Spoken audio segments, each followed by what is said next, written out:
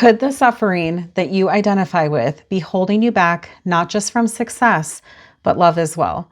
My name is Teresa. I'm a true manifestation and mindset coach, and I help women step into their true identity without suffering, with ease, with flow, and with true abundance through embodiment. Now, with suffering, we kind of think like, well, what's the opposite of that? And a lot of people might not know. In some ways, it could be peace. It could be acceptance. And those are some parts of it. But when we're talking about how we identify with suffering, the opposite of that would be aliveness in our soul and in our spirit.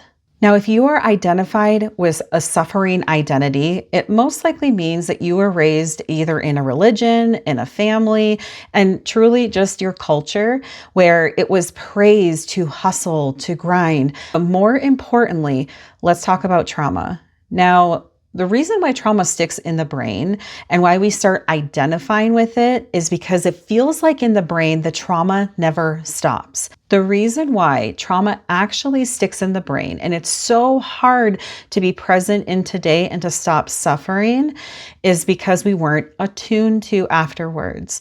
There was no one there to hold us. There was no one there to say, that really sucks. I'm sorry that happened to you, or simply in, hey, I love you. I know for myself, I've gone through that process myself many times throughout my life, whether it was physical, emotional, spiritual, and other things, essayed as well. And the biggest thing is that there was no one there to attune to me afterwards to say, hey, I got you. That was terrible. And the reason why suffering can stick is not only does that non-attunement happen, but then we're shamed for it. It's all your fault. You just got to try harder. Just get over it. That's how we start identifying with suffering. And when we're talking about identity, that is the base of how we think, of how we behave, of our action steps or lack of action steps forward. Now, if you're going through isolation, if you are going through disconnection, if you're feeling fatigued constantly, worry, anxiety, and this is after you've done some work on yourself and those things are still coming up, that means that your brain is quite literally still not just identifying with the trauma, but it's identifying with suffering. Now, when we talk about aliveness, that doesn't mean that we're not going to go through challenges or obstacles. That means that we are going to be fully engaged in the sensations and the intimacy of life in general.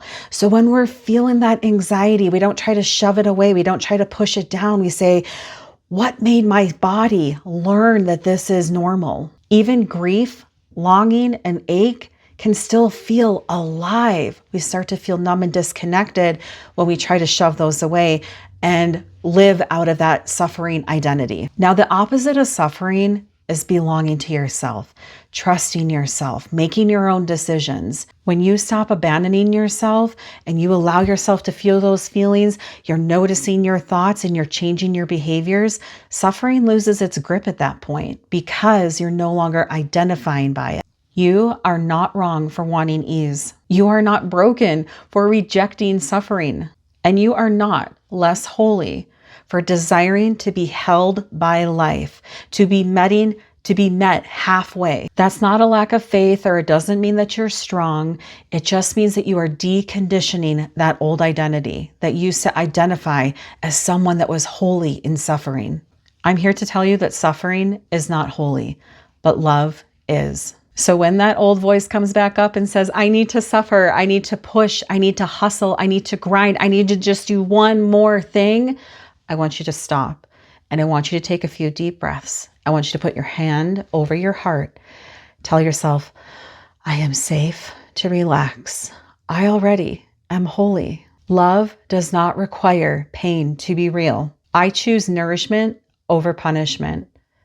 Now, I have something coming up for you guys very soon that is going to put you in an immersion process with other amazing women who may identify with trauma, may identify with suffering, but know that they're made for big impact.